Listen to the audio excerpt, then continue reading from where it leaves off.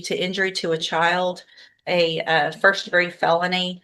I've received the pre-sentence report as well as I've visited with the attorneys. And for the record, we have also Ms. Randy King here, who is the assistant district attorney that handled the termination and CPS kind of portion of this case with regard to the children.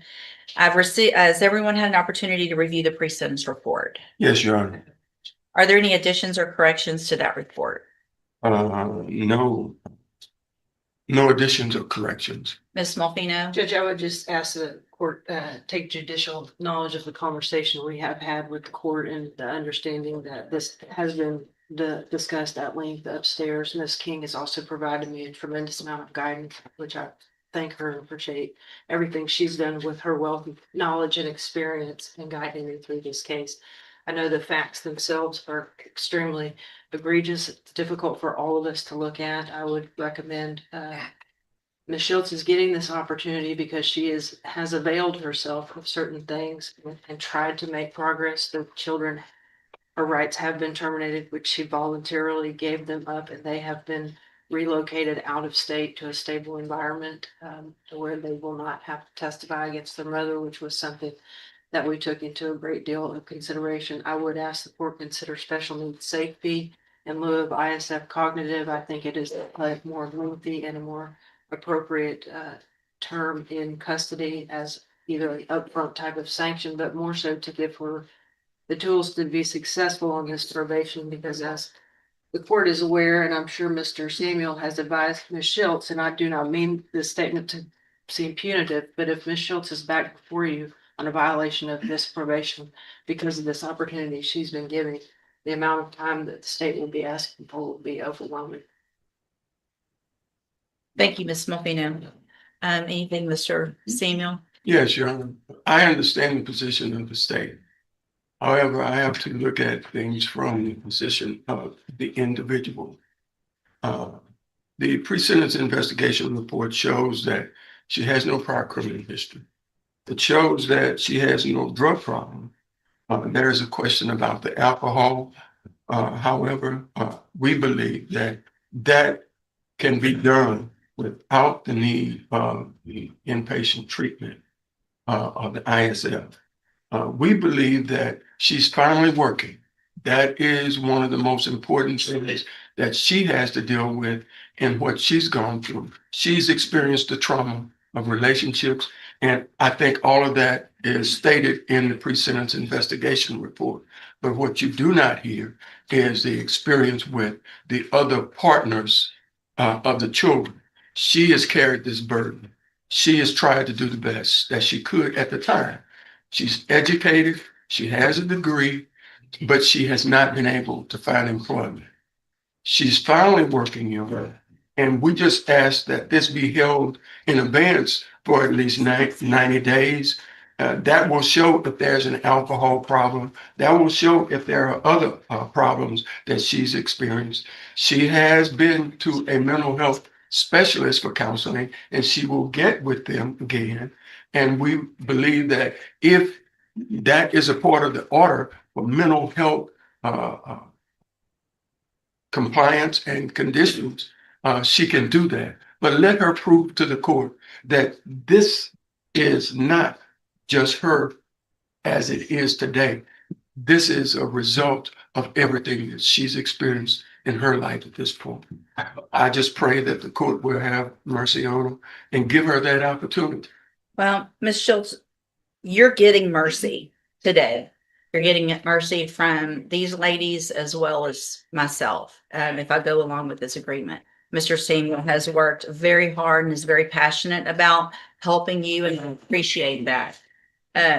My position on this is based on a couple of things. One, the horrendous nature of this offense and what you put all of your children through, all 10 of them, is beyond anything that I have seen in 30 years of practicing law.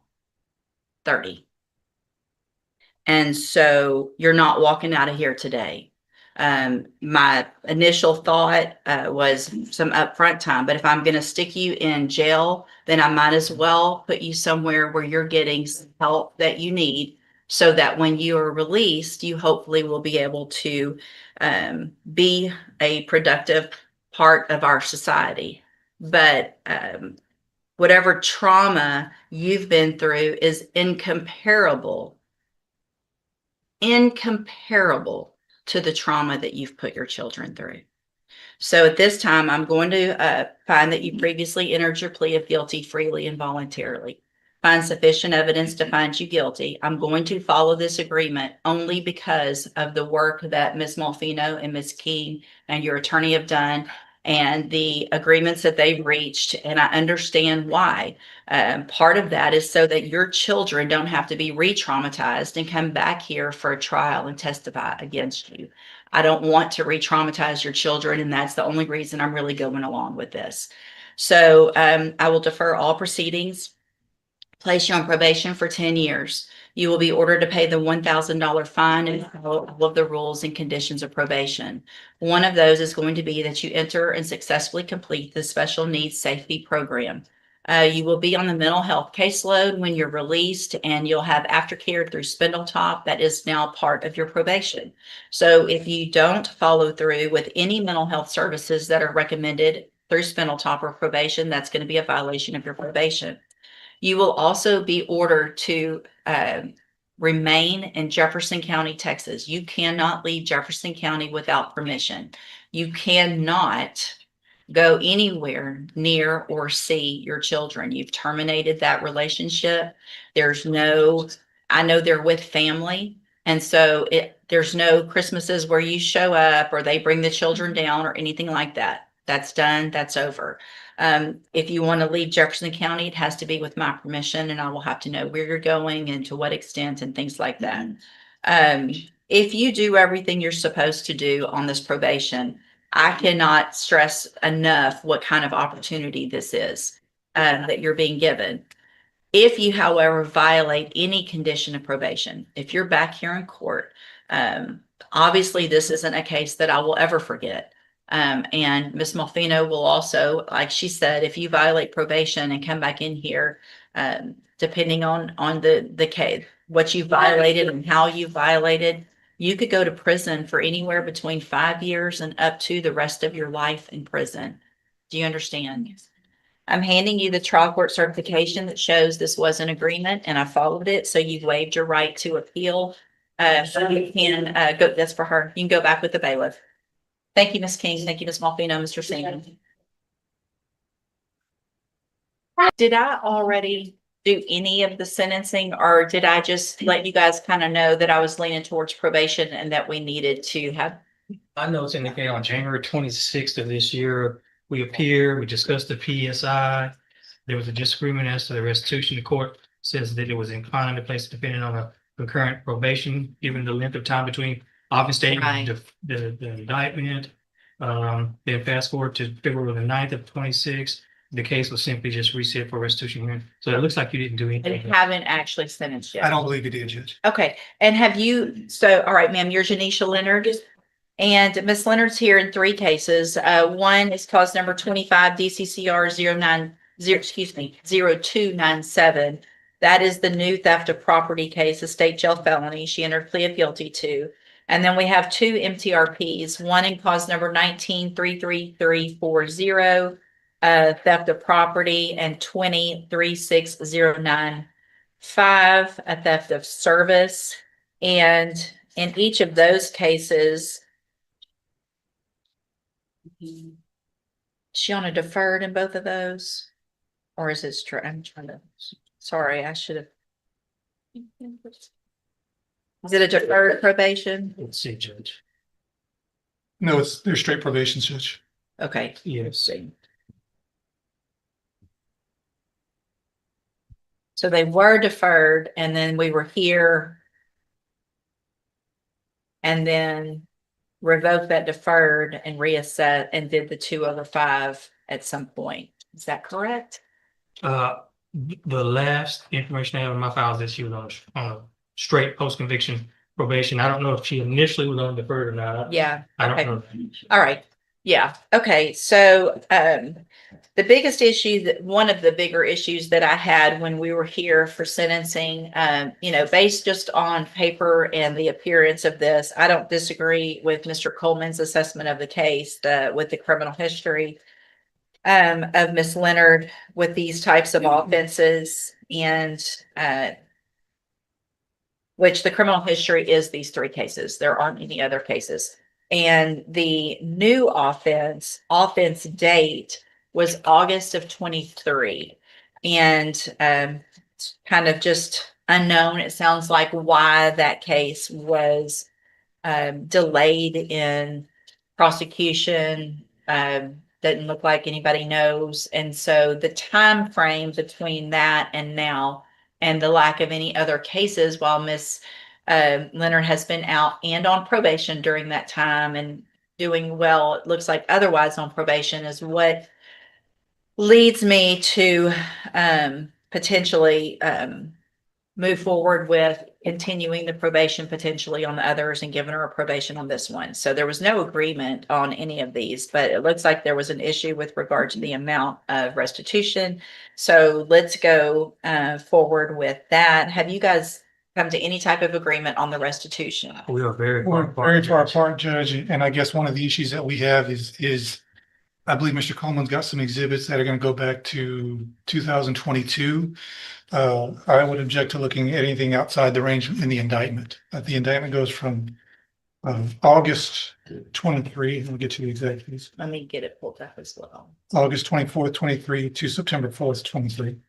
Okay, I would ask that we remain in that range. I would think legally that would be probably what I would need to do. Judge, it's a continuing course of conduct. The theft is, I'll be honest, Mr. Ross just brought that to my attention this morning. I haven't had a chance to research it, but, he certainly has had all of the restitution information showing that it's going back to 2022 in that discussion. So it's not an unfair surprise for him to know that we're looking for restitution going back. Well, but I think the allegations, and obviously I understand the honor about as well as any of you guys, but those are some pretty specific. I mean, that's a very short time frame that is alleged in the indictment.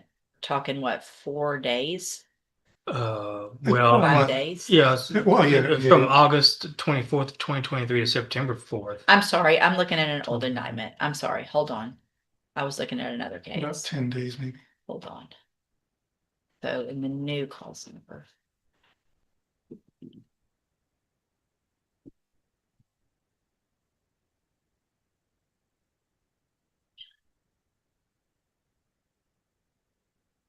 So yeah, this one is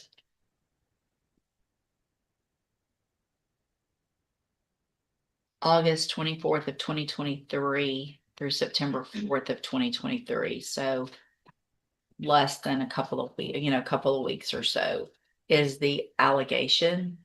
And I don't want to have to keep coming back here. But I think to go back, if it was a few weeks off or a month or two off, but if we're talking years of requesting that, then I think that's something that indictment needs to allege. And so we can go forward with that time frame today. I think legally that's where we need to be. She's already pled to it, so I think it's kind of late to amend the indictment. So with regard to the time frame of August 24th through September 4th of 2023, what is the amount between that time frame? Do you guys have that? Or need some time to look at it again to make?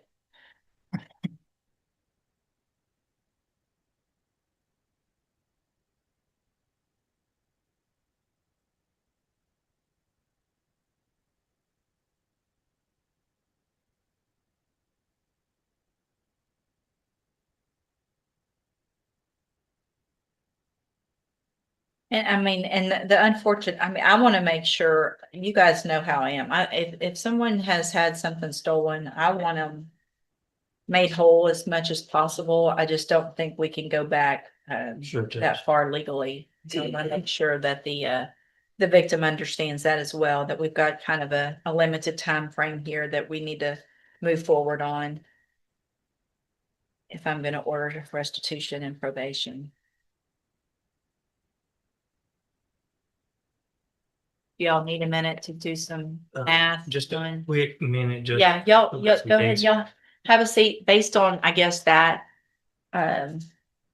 See if there's something you guys agree to as far as that time. Just based on an on or about date, and they understand that the court's willing to kind of go back a number of weeks. I've got receipts to go back as far as, I believe, August the 9th of 2023. I don't know that that would necessarily be, I think that would be enveloped in the on or about. I mean, I wouldn't disagree with that. so So August 9th, 2023. And then what was the last? the last. Is one that the was- September 4th The- date? The last one is, I don't want to misquote. Let's see here. September the 4th is the last day. All right, so you guys figure out what between August 9th and September 4th of 2023 number is and see if there's an agreement on that number. So, Mr. Ainsworth, you tested positive for marijuana. When's the last time you smoked marijuana? The week of New Year's. I don't believe that. When's the last time you smoked marijuana? It was the week of New Year's, but like, 30 period. So you smoked a lot? More had, I wouldn't say I smoked. I had asthma. I can't really smoke. I did edibles for 3 days in a row. You did what, 3 days in a row? Edibles. Yeah, I'll take accountability for that. Well, I appreciate that, but you're here on a felony. And you're waiting on sentencing on a felony. Where you're getting this great deal with the deferred probation. And you make such a dumb decision. How old are you? So,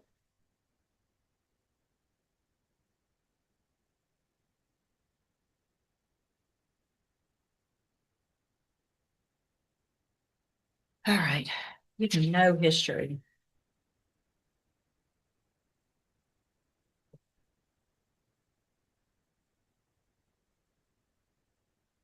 All right, here's what I'm gonna do, Mr. Ainsworth. I'm going to find that you previously entered your plea of guilty freely and voluntarily. I'm going to, excuse me, find sufficient evidence to find you guilty. I'm going to follow the agreement that you made with the district attorney. I'm going to defer all proceedings and place you on probation for 4 years. You're ordered to pay a $500 fine and to follow all of the rules and conditions of probation. One of those is going to be, well, a couple of things. One, I want a substance abuse evaluation done just to see if there's any underlying issue that needs to be taken care of. And if so, whatever treatment they recommend, that's what you have to do. In addition, I am going to order that you wear a drug patch for some amount of time between now and whenever probation feels like it's been long enough. You need to have that drug patch on within 24 hours. If it tests positive, which I understand that it may this first time because there's obviously still something in your system. But those drug patches also give a quantity, not just a positive or a negative. And so that quantity should be going down. Do you understand? If it's staying the same, if it's going up, then I have no choice but to believe that you are using marijuana again. You're going to end up, what I'm going to do is if there's a positive drug patch, probably after the first one or so, I'm going to let probation work on this, then I'm ordering right now that you enter and successfully complete the substance abuse track of the ISF program. But I'm going to hold that in abeyance. So let me explain what that means. ISF is a 90-day in custody treatment program. I'm not going to make you go today, but if you test positive for marijuana, again, probation doesn't have to come to me. All they have to do is send a paper over. I sign it. There's a warrant issued for your arrest. You go into custody and then you go to that treatment program. You understand?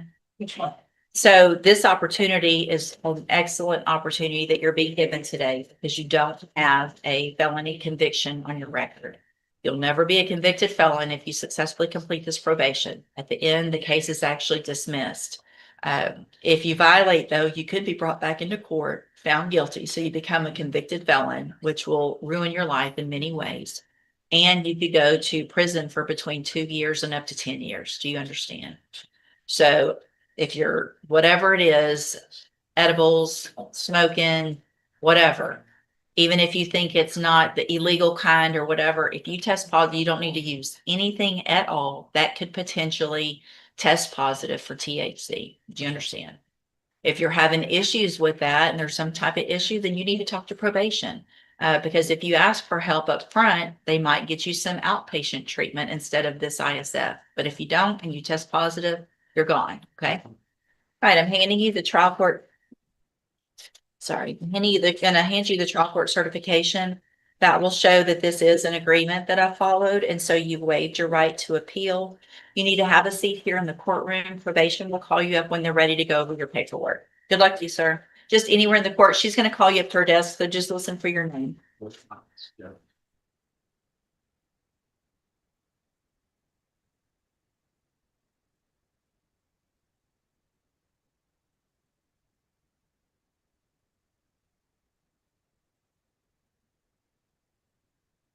Jeffrey's not back yet.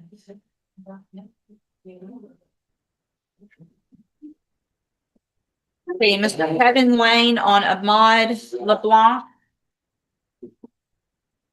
Oh, wait, I don't have that back yet. Hold on a sec. I don't have the drug test back on Mr. LeBlanc.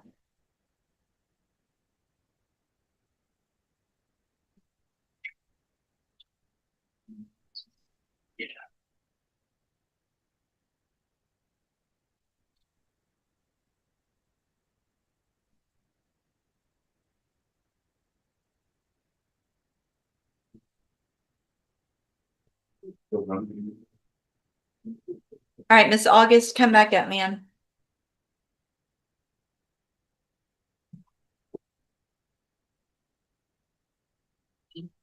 All right, Miss August, you tested negative, which is obviously a good thing. How old are you? I'm sorry? I'm 22. Are you, did you say you are or you are not working? I've just really stopped working. I can't understand you. I just really stopped working like 2 weeks ago.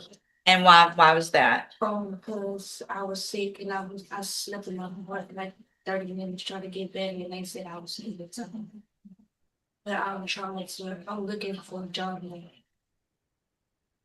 I'm going to find that you qualify for a court-appointed lawyer. I want to get something working on your case since you're on probation and we're having all of these issues that we've been having with regard to alcohol and things like that.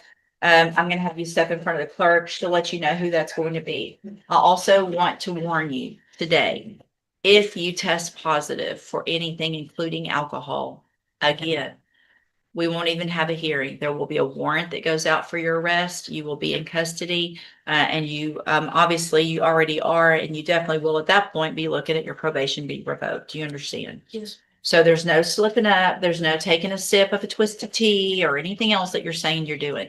If you do that, you're in jail and potentially going to prison. It's that important. Okay, step in front of the clerk. Mr. Rennick on Badreldine Al-Haroni? Yes, Your Honor. I highly doubt that I said that correctly, but I The last name tried. was good. The last name was? The last name was good. Good morning, sir. How do you say your first name? Badreddin. Okay. Mr. Al-Haroni? That's why I said the last name. Yeah, so Mr. Al-Haroni is charged with possession of child pornography in cause number 25 DCCR 1378. And what is the announcement? The prosecutor and I have met about the case. We spoke last week and we spoke again this morning. There, I don't know if you want to speak to, there's some issues with the indictment. But the other are, since she has taken over the case, we're kind of discussing a resolution. So I see that there was a motion to quash the indictment that was filed some time ago, back in December. What I can do is just reset it, Ms. French, since you're just getting on the case, give you some time to look at that indictment. If something needs to be amended, you can take care of that. If you think it's fine, then we'll have the hearing on the motion to quash at the next court date. Or if you guys come up with some agreement, we can take care of that. But I'll just do a normal reset so you guys can look more into it. And And she then- jumped into it pretty fast. We've had some really good. Yeah, pretty good no, I have no conversations. doubt she has. She's jumped into them. So we'll do a normal reset, stay in touch with Mr. Rennick so that once he gets any information, offers, things like that from the assistant district attorney, then you can visit with him and we'll see if we can get a resolution. Thank Okay, you, you're Judge. free to go. Thank you. Thank you, Your Honor. Morning, gentlemen. Good morning. Morning. All right, so are you diving, Kalina? Yes, ma'am. This is 24 DCCR 2432. Mr. Kalina is charged with injury to a child, elderly, or disabled individual. And what is the announcement? Judge, I think we're on the goal line to a resolution. The court would allow a last reset. Any issue?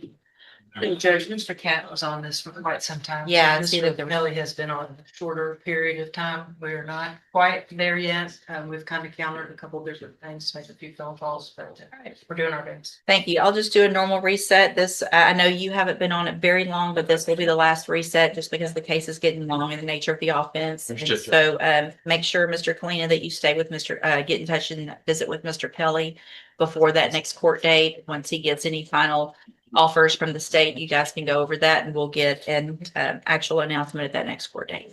Okay, thank you. Judge. Thank you. Mr. Kimler, I was holding on Rafael Glover. Right, sorry, you're Rafael Glover. And Mr. Glover's case is set for trial to begin with jury selection next Monday and cause number 24 DCCR 0232. And what is the announcement? The state had tendered a new offer today at 10/10. Mr. Glover's informed me that he's refusing that. We're still requesting a trial. Great. Any Thanks issues? for the trial, Judge. We're ready. All right, so Mr. Glover, I'm going to number the case for trial. Your case is very old. It's likely to be somewhere near the top of the list. After today, I will not accept this agreement. So you have every right, obviously, to have a jury determine if you're guilty or not. If they find you guilty, what your punishment is. But after today, we're not going to come back and do a probation tomorrow or Monday afternoon at the last minute. Today's the day for that, okay?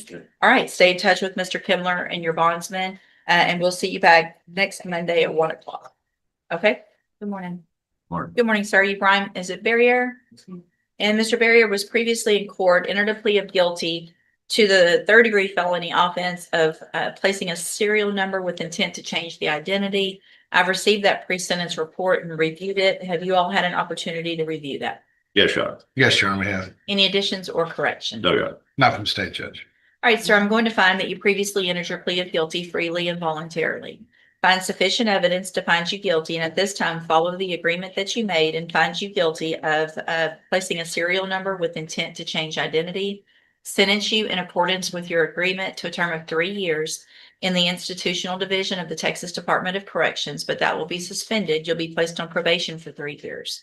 You're ordered to pay the $500 fine and to follow all of the rules and conditions of probation. If you do that, then for all practical purposes, your case here in court is over and you'll be able to serve that 3-year sentence while you're out on probation.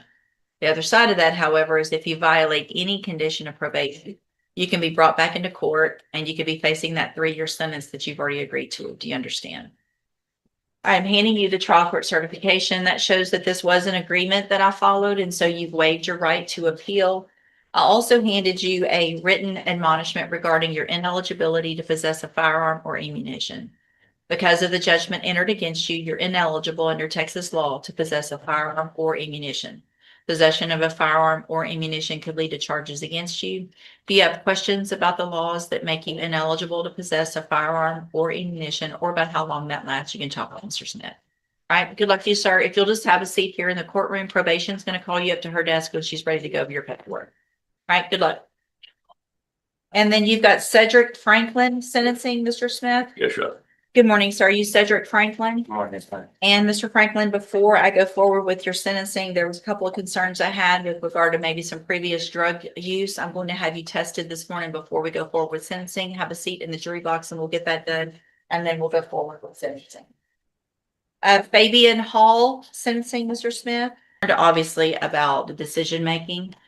So what I'm going to do, Mr. Hall, I'm going to follow the agreement that you're making, but I'm going to add, and I had already gone through all of that, correct? Yes. So in addition to the 7 years deferred probation, the $1,500 fine, the parenting class following CPS orders and all of that, I'm going to order that you enter and successfully complete the substance abuse track of the ISF program. Yes, ma'am. That means you will go into custody today.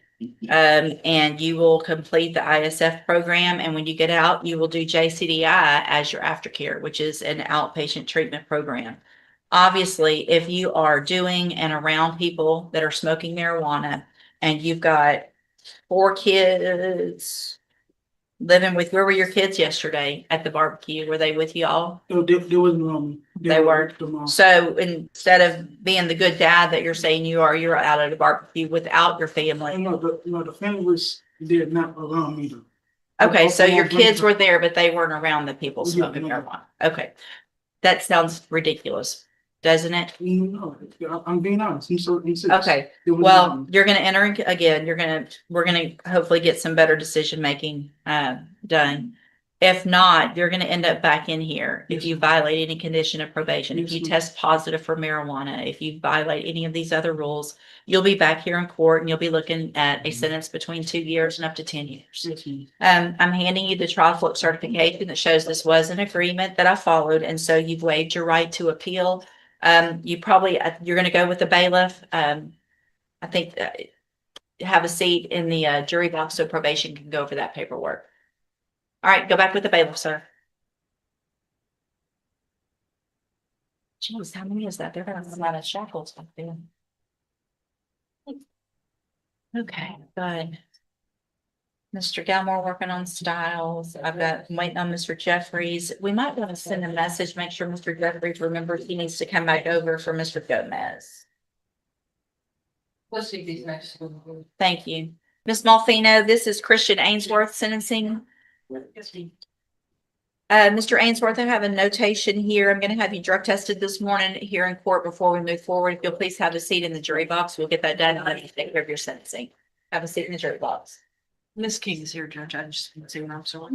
I'm gonna, yeah, I'm gonna hold that for just a second. I want to visit with you guys. Okay. Mr. Rojas, you've got Tashawn Bass, 2 cases.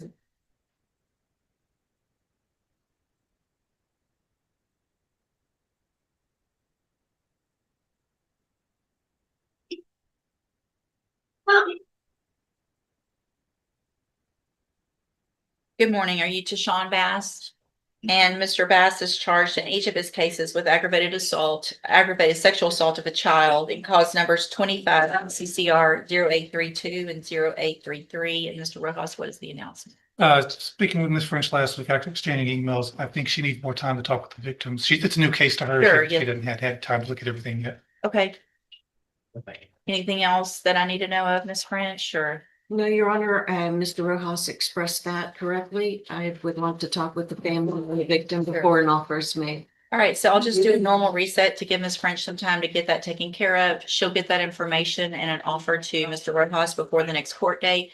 Make sure you stay in touch with Mr. Rojas so that once he has that information, you can go over it with him and we'll see if we can get an announcement at the next court date. All right, free to go. Thank you, Your Honor. Thank you. And then it's Mr. Bruce Smith.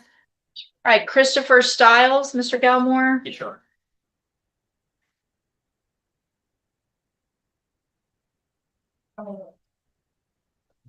There.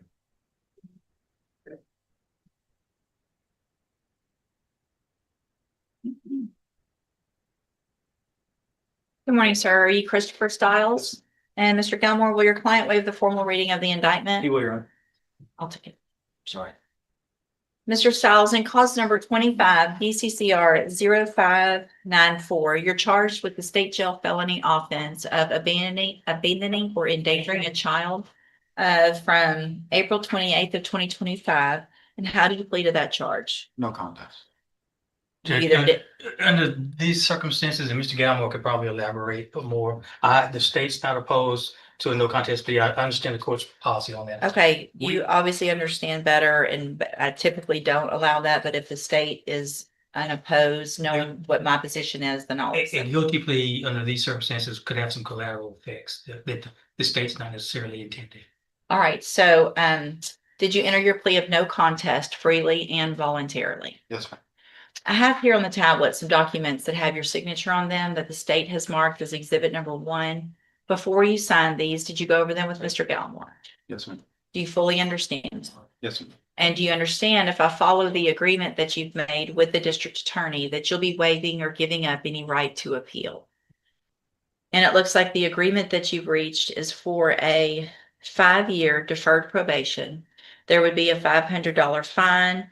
I see here the agreement for a no contest plea, that there would be only supervised visits allowed with the child victim in the case, and also that the parties agree, if the circumstances allow, and if I approve it, an expunction under section or Article 55A or Section 55A.101A2 in the expunction statute. Is that your understanding? Yes, ma'am. Do you also understand, if you're not a U.S. citizen, that a plea of guilty or no contest may result in your deportation, exclusion from admission to the country, or denial of naturalization under federal law? Yes, ma'am. State tenders number 1. No objection. It's admitted. Is there any evidence that Mr. Stiles is not competent? No, Your Honor. All right, sir, I'm going to find that you entered your plea of guilty freely and voluntarily. Find that you're mentally competent and you understand the nature and the consequences of that plea. Find sufficient evidence to find you guilty. However, I'm going to reset your case for sentencing so that the probation department can do a pre-sentence report. That'll give me more information about you and your case, and then we'll come back for sentencing later. You need to stop and talk to probation on your way out of the courtroom today, and she's sitting at that desk right over there. All right, we'll see you back at Thank you, Judge. sentencing. Thanks, Judge.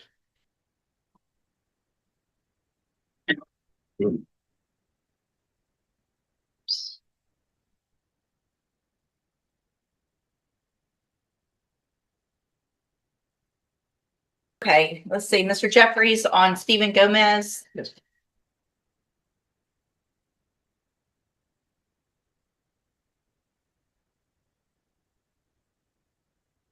And for the record, Ms. Tucker's here. So Mr. Gomez tested negative. There's just, and I don't know what's going on. Obviously, lots of people are on drug patches and not testing positive as often as Mr. Gomez is. I appreciate the hair follicle test, but the only thing I can think, Ms. Tucker, is, so is he still in JCDI? Yes, ma'am. Okay. Can we do weekly UAs? He's actually on UAs. He is on random UAs? Yes. Okay.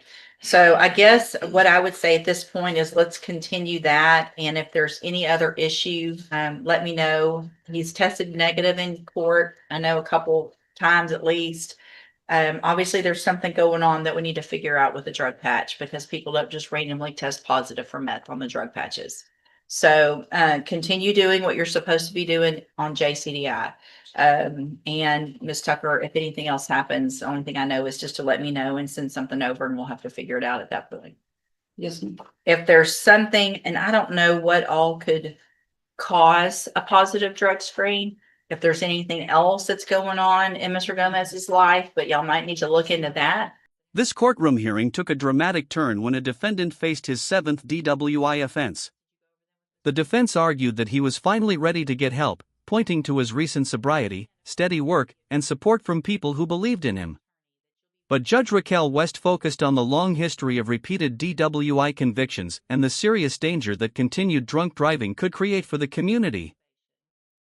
The judge acknowledged that he needed help, but made it clear that this was his final opportunity.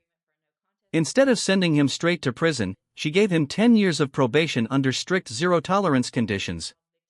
He was ordered to complete treatment, wear an alcohol monitoring device, and never drive a vehicle. One violation could send him straight to prison for the full 10 years. The judge's message was clear: this was his last chance to change his life. The courtroom fell silent as Judge Raquel West prepared to sentence a mother who had pleaded guilty to a first-degree felony involving injury to a child. After hearing from both sides, the judge described the case as one of the most disturbing she had seen in 30 years of practicing law. The case involved all 10 of the defendant's children, and the judge made it clear that the trauma suffered by the children could not be ignored. But instead of sending her directly to prison, Judge West chose a strict path focused on rehabilitation. The defendant received 10 years of deferred probation, mandatory mental health treatment, specialized safety programs, and a complete ban on contact with her children. The judge made one thing absolutely clear: this was a rare second chance. Any violation of probation could bring her back to court and potentially lead to a prison sentence ranging from 5 years to life. This was mercy. But it came with a serious warning.